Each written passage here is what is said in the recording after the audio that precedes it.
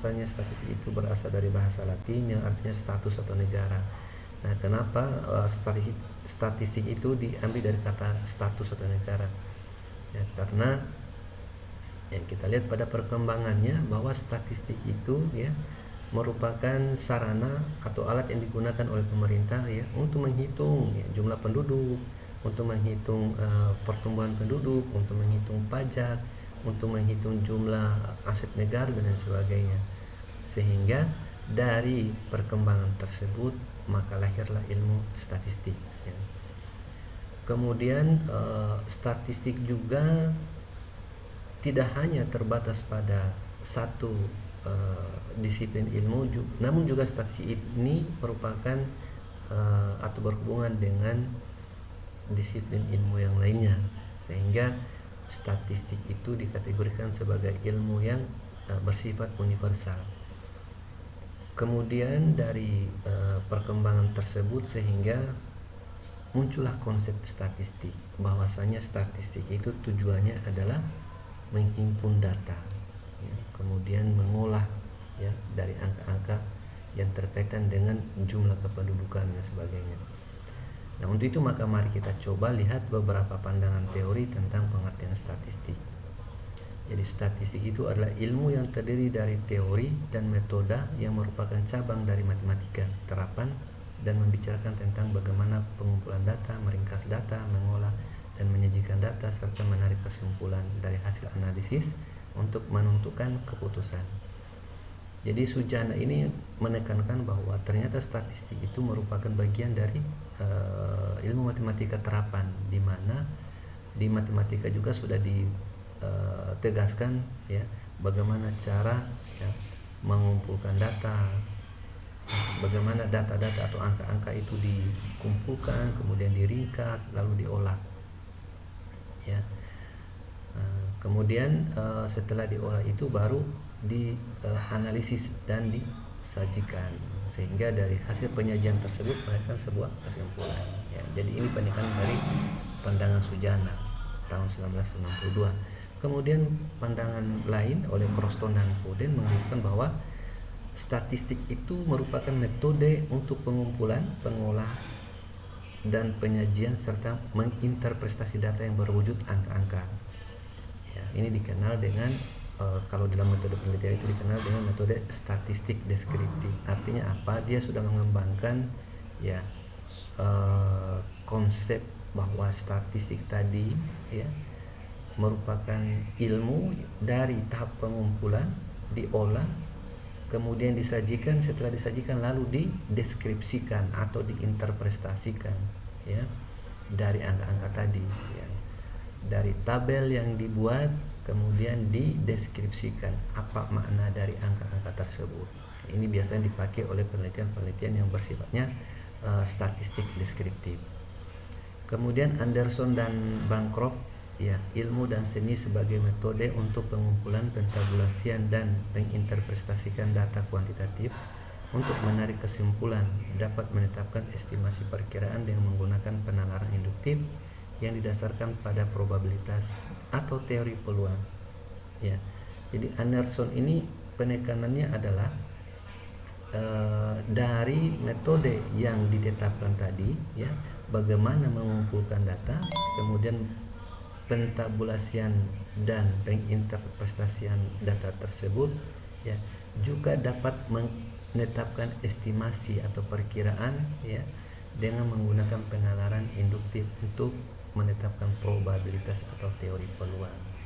Jadi konsep dari Anderson dan Bancroft ini dia lebih menekankan bagaimana statistik itu digunakan sebagai alat untuk mengestimasi atau meramalkan ya, atau untuk menguji apakah hipotesis itu diterima atau tidak, yang dikenal dengan pendekatan statistik statistik kuantitatif atau statistik inferensial. Ya, jadi selanjutnya menurut Kirk and Ellison dia mengatakan bahwa statistik merupakan a collection of numerical fact expressed in summarizing systematic method of dealing with data, a tool for collecting, organizing and analysis numerical fact and all observation that are collected in accordance with a systematic plan. Ya, jadi beliau ini menegaskan bahwa ya dari kumpulan angka-angka tadi diekspresikan melalui ya pernyataan atau metode yang dimana itu harus ditetapkan dengan diambil dari data atau kategori-kategori yang sifatnya dikoleksi. Jadi data tadi diambil dari pengumpulan data, kemudian dibuatkan toolsnya, kemudian dikelola atau diorganisasi, kemudian dianalisis ya dari angka-angka tadi, lalu diamati apakah data ini ya sesuai dengan sesuai dengan rencana atau tidak. Ya, jadi kalau kita lihat dari pandangan Kirk-W-Ellison ini, dia menekankan bahwa statistik itu merupakan alat yang digunakan untuk menafsirkan ya angka-angka itu untuk mengetahui apakah angka-angka itu sesuai dengan harapan atau tidak, atau sesuai dengan rencana atau tidak. Inilah yang bersifat penelitian inferensial atau menguji hipotesis ya, gitu. Nah, kemudian pandangan Sutrisno Hadi ya, ada dua batasannya di sini ya. Kita lihat batasan khususnya. Statistik digunakan untuk menunjuk angka-angka pencatatan dari suatu kejadian atau kasus tertentu.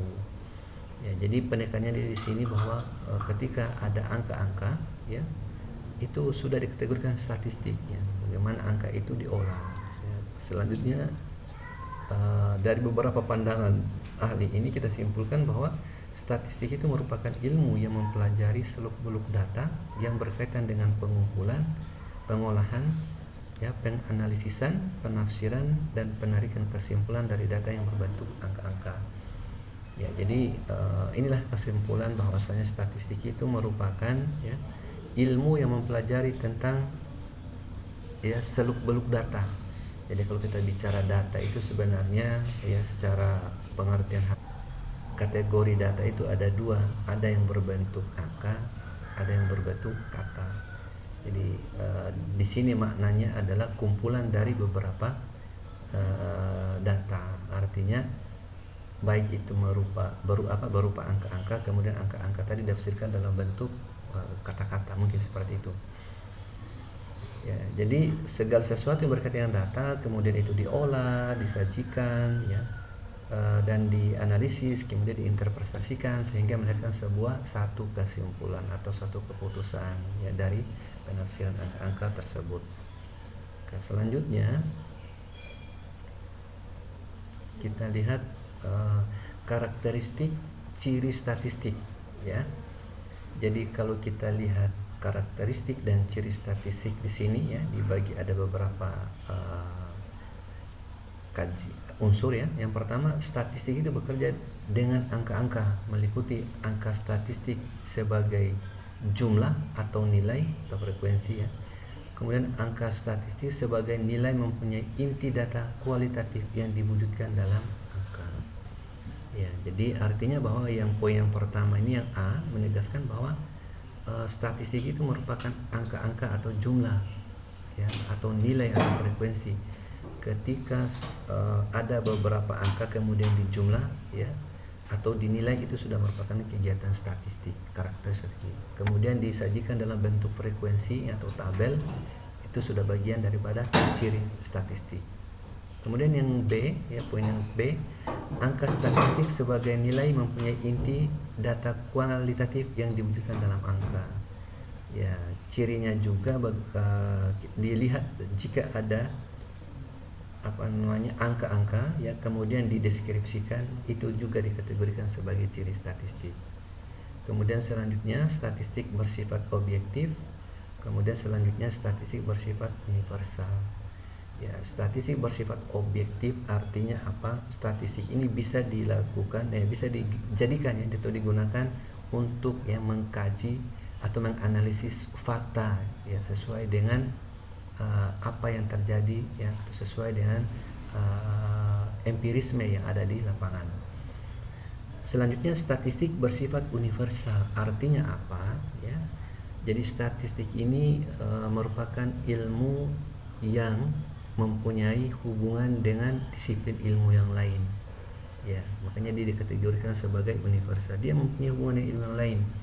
Ya, statistik mempunyai hubungan dengan ilmu ekonomi. Statistik berkaitan dengan ilmu pendidikan misalnya. Statistik berhubungan dengan ilmu ilmu tentang keuangan. Ya. Statistik berhubungan dengan ilmu-ilmu tentang tentang bisnis misalnya. Ya, jadi makanya statistik ini dikategorikan sebagai ilmu yang bersifat universal. Kemudian selanjutnya ya, kegunaan statistik. Ya, kalau kita lihat kegunaan statistik di sini ya, yang pertama itu dia berguna sebagai komunikasi atau media untuk menyambungkan informasi atas data yang dijadikan sebagai dasar pengambilan keputusan. Ya, jadi kegunaannya itu sebagai media atau komunikasi, bagaimana data-data tadi diinterpretasikan sehingga melahirkan sebuah pernyataan yang mudah dipahami. Ya, kalau hanya berupa angka-angka, kadang-kadang belum memberikan informasi yang jelas. Tapi dengan deskripsinya, dengan interpretasinya, sehingga orang atau masyarakat menyebabkan dia memahami. Ya. Yang kedua, deskripsi mengilustrasikan data dan penyajiannya. Artinya apa yang dideskripsikan tadi merupakan gambaran dari angka-angka yang di atas. Ya. Ya. Kemudian bagaimana penyajiannya tadi bisa sajikan secara secara komprehensif. Ya. Kemudian kegunaan statistik ya sebagai regresi atau meramalkan pengaruh atas data untuk mengantisipasi gejala-gejala. Jadi statistik juga ini berguna ya untuk meramalkan potensi-potensi yang akan datang. Ya, dikenal dengan uji regresi. Menguji alat uji yang digunakan untuk meramalkan hal-hal yang akan diperkirakan terjadi di masa-masa yang akan datang.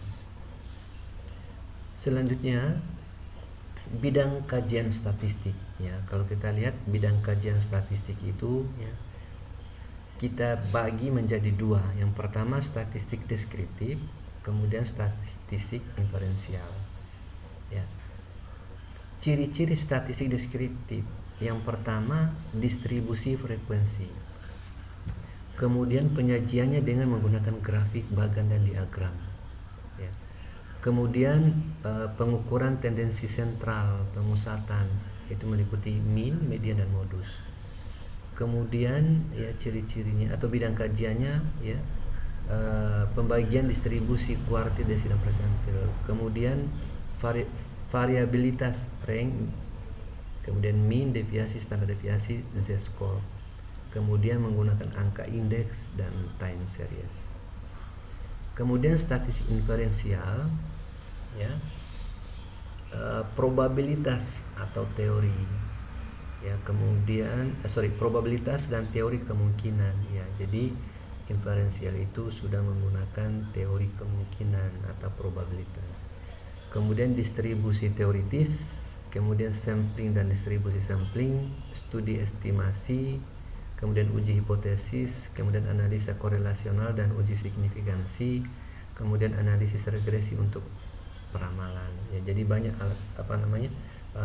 banyak kajian-kajian yang ditegaskan di dalam studi inferensial. Ya. Intinya itu bagaimana menguji estimasi dan menguji hipotesis. Ya. Kemudian uji korelasi dan lain sebagainya. Itulah bidang kajian daripada statistik deskriptif dan statistik inferensial. Kemudian berdasarkan bentuk distribusi parameter ya dibagi menjadi dua juga. Yang pertama statistik parametrik dan non parametrik. Ya. Statistik parametrik adalah bagian statistik di mana parameter populasi diketahui mengikuti distribusi normal dan memiliki variasi yang homogen. Ya, ini artinya bahwa statistik ini populasi yang dilibatkan itu ya berdistribusi secara normal dan memiliki variasi yang homogen. Ya, jadi biasanya dipakai oleh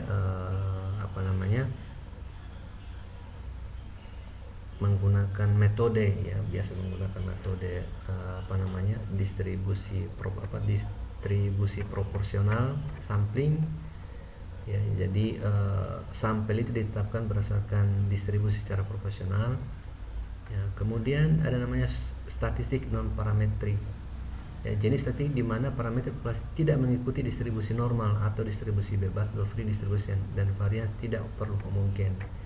Ya, ini biasanya digunakan penelitian yang kualitatif, yang parametrik. Artinya populasinya itu tidak terlalu homogen, tapi